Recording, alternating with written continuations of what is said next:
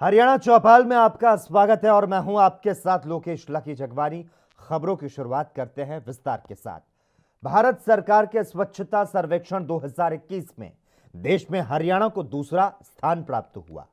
100 urban local body से कम राज्यों की कैटेगरी में हरियाणा 1745 स्कोर के साथ दूसरे स्थान पर है। केंद्रीय मंत्री हरदीप पुरी ने हरियाणा को सम्मान दिया।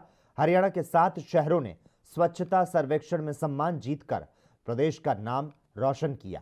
इस पर सूबे के मुखिया मनोहर लाल ने खुद प्रदेशवासियों को बधाई देते हुए ट्वीट किया कि हरियाणा ने स्वच्छता सर्वेक्षण 2021 में 100 यूएलबी से कम संख्या वाले राज्यों में दूसरा स्थान हासिल किया है। इस उपलब्धि के लिए प्रत्येक प्रदेशवासी को बधाई। आइए हम प्रधानमंत्री नरेंद्र मोदी जी के नेतृत्व में और प्रयास करके प्रथम स्थान हासिल करने का संकल्प लें।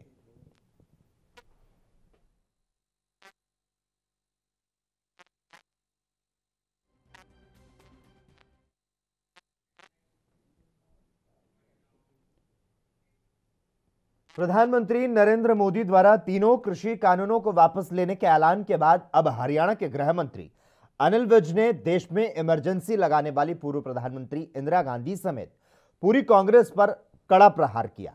अनिल विज ने 3 कृषि कानूनों की वापसी के ऐलान पर कांग्रेस पर जुबानी हमला बोलते हुए कहा कि 25 जून 1975 को देश में इमरजेंसी लगाकर सारे नेताओं को जेल में डाल दिया गया और एक आंदोलन अब हुआ है जिसमें प्रधानमंत्री नरेंद्र मोदी ने बहुत ही आदर के साथ तीनों कानूनों को वापस लेने की घोषणा कर दी। यह अंतर है कांग्रेस और भारतीय जनता पार्टी में। पहले भी हुआ था, नेता थे श्री जयप्रकाश नारायण, नारा था संपूर्ण क्रांति। देश में सत्तारूढ़ पार्टी थी कांग्रेस,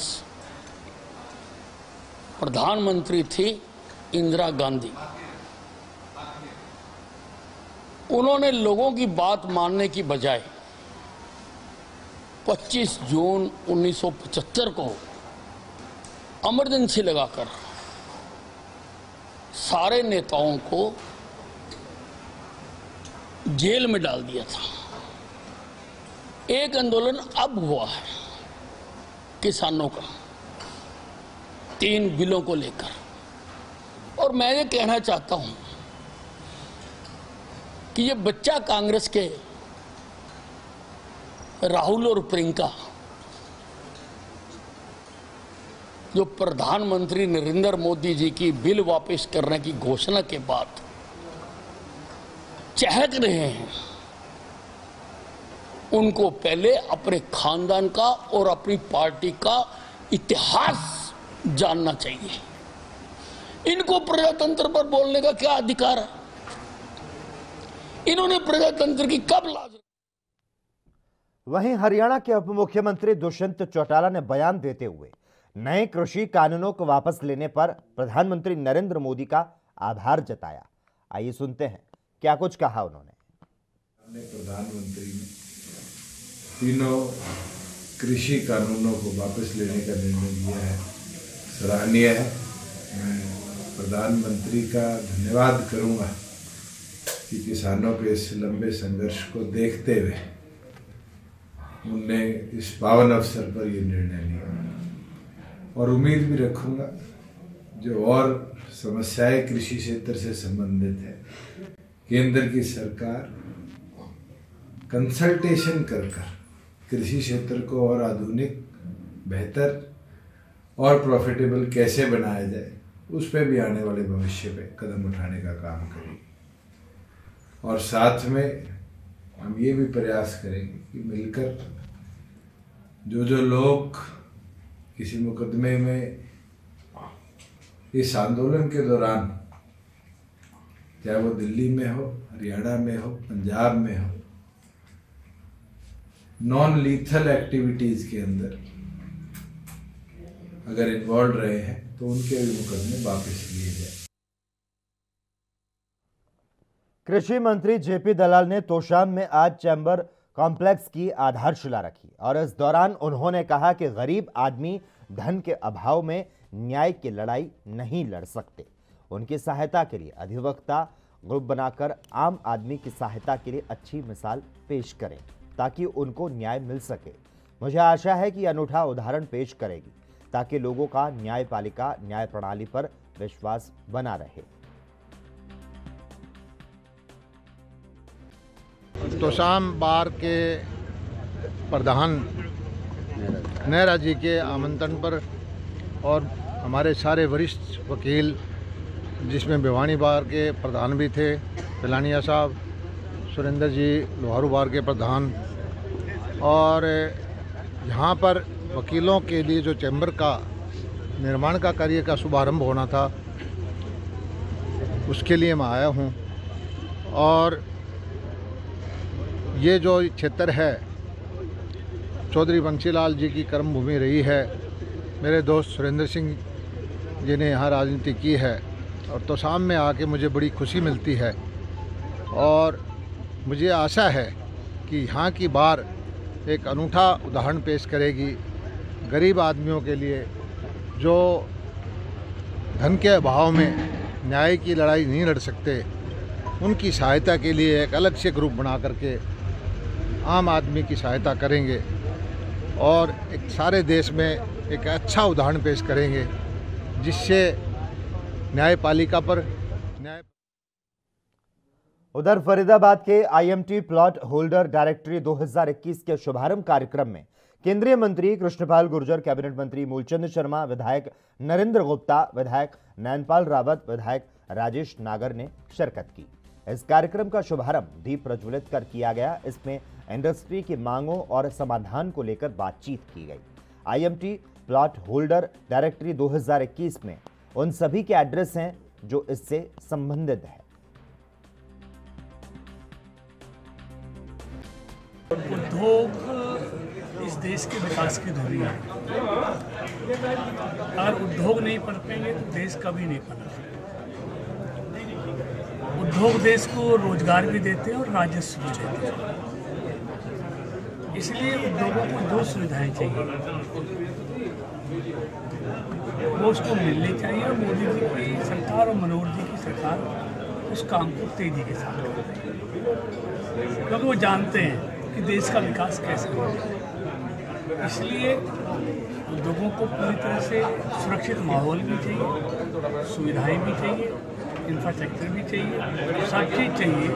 और हमारी कोशिश है कि फरीदाबाद के तमाम उद्योग ये सारी चीज़ें मुहैया हों। जो मेरे को चार्ज दिया है, अभी मैं तो 2 महीने से आया हूँ।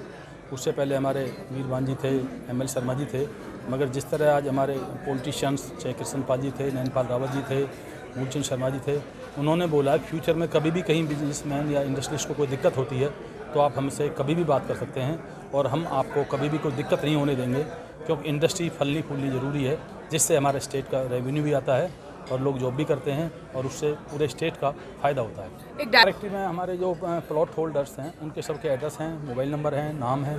आपस में कहीं किसी की कोई दूसरे की रिक्वायरमेंट है, कौन सा बंदा क्या कंपोनेंट बनाता है, वो आपस में एक दूसरे से बात कर सकते हैं और मिल सकते हैं आपस में, किसी भी समस्या के लिए या किसी काम के लिए या सेल परचेज के लिए भी बात कर सकते हैं कहीं।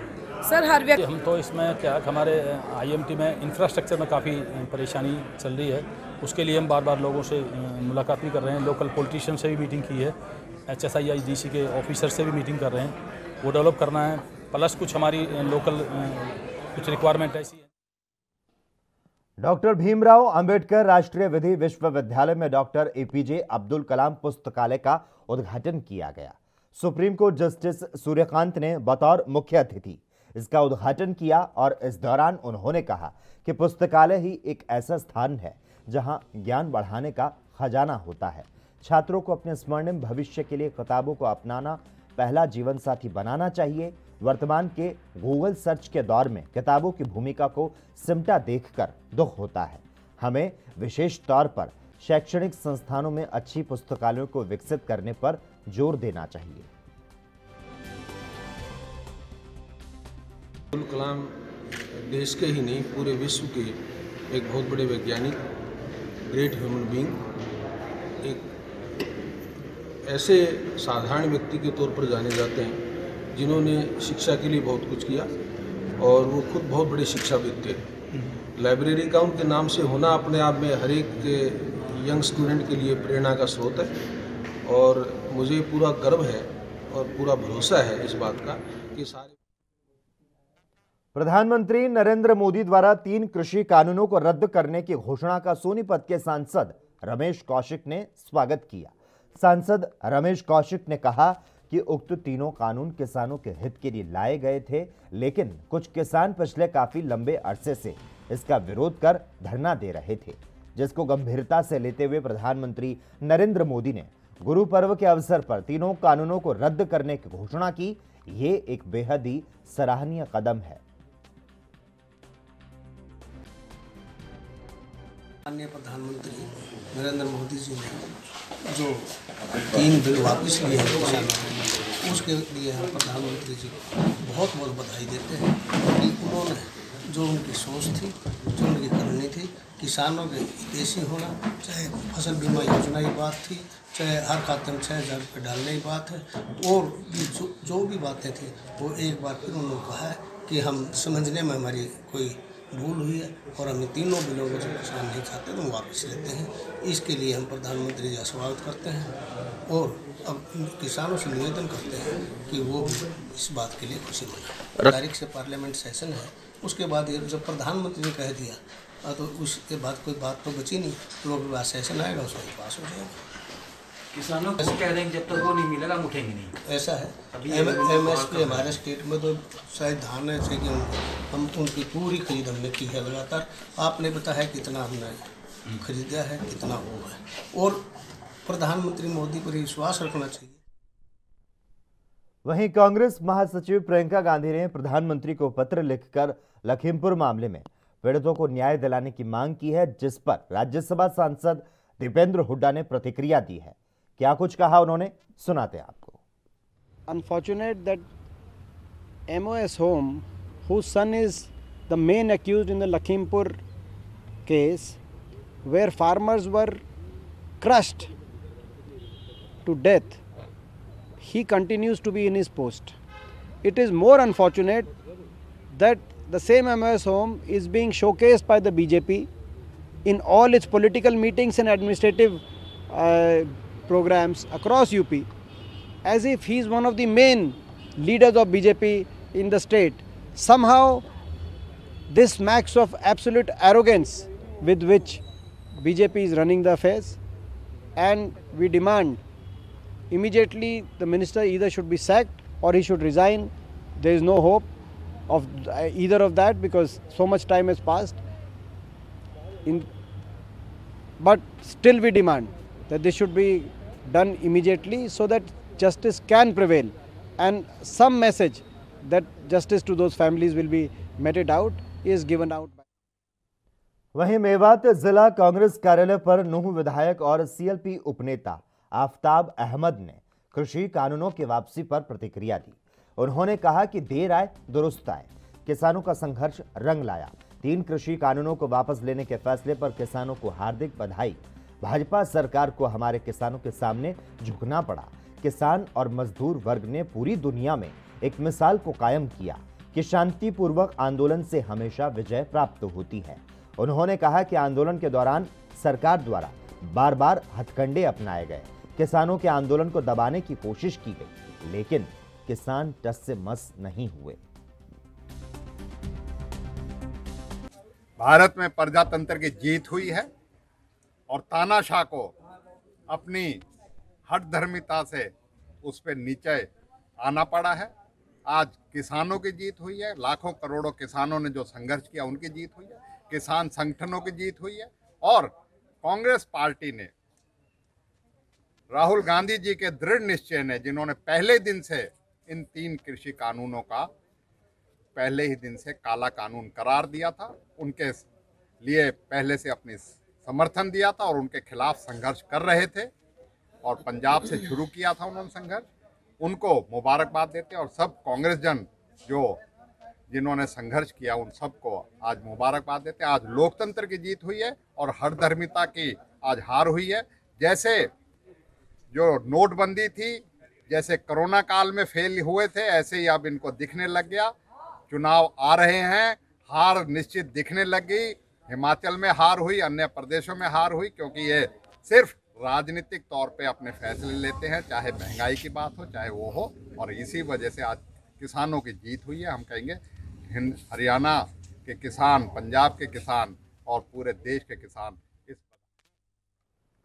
पूरे देश में कांग्रेस पार्टी किसान विजय यात्रा और जन जागरण यात्रा निकाल रही है और इसी कड़ी में अंबाला में भी प्रदेश अध्यक्ष कुमारी शैलजा के आदेश पर प्रदेश कोषाध्यक्ष रोहित जैन की अगुवाई में अंबाला के सभी नेता और कार्यकर्ता कांग्रेस भवन में इकट्ठे हुए। वहां से ये यात्रा शुरू हुई। इस मौके पर रोहित जैन ने कहा कि पहले तो सभी किसानों को उनकी जीत के लिए बधाई देता हूं।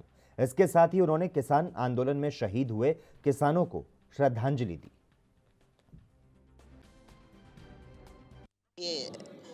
एक तो सबसे पहले पूरे देश को मैं आज आपके माध्यम से जो किसानों की, हमारे देश के अन्नदाता की जीत हुई है, पूरे देश की जीत हुई है, उसके लिए बधाई देना चाहूँगा। साथ ही जो हमारे 700 से ज़्यादा किसान इस आंदोलन में शहीद हुए हैं, उनको मेरी तरफ से श्रद्धांजलि, हमारी पार्टी की तरफ से श्रद्धांजलि। आज अखिल भारतीय कांग्रेस कमेटी की अध्यक्षा श्रीमती सोनिया गांधी, हमारे नेता श्री राहुल गांधी, प्रियंका गांधी जी और प्रदेश अध्यक्ष कुमारी शैलजा जी के निर्देशानुसार आज हमने जन जागरण अभियान की यात्रा निकालनी थी अंबाला में, क्योंकि आज कांग्रेस पार्टी किसान विजय दिवस के रूप में भी पूरे देश में मना रही है आज के दिन को। तो जो ये यात्रा है, एक तो बढ़ती हुई महंगाई और आसमान छूती हुई कीमतों के विरुद्ध हमारी ये यात्रा है। साथ ही जो हमारे ये जो किसानों की जीत हुई है, तो किसान विजय यात्रा के रूप में आज हम ये यात्रा निकालेंगे, जो यहाँ से कांग्रेस भवन अंबाला शहर से शुरू होकर हरियाणा चौपाल में खबरों का सिलसिला लगातार जारी रहेगा। हम यहाँ पर रुकते हैं एक छोटे से ब्रेक के लिए।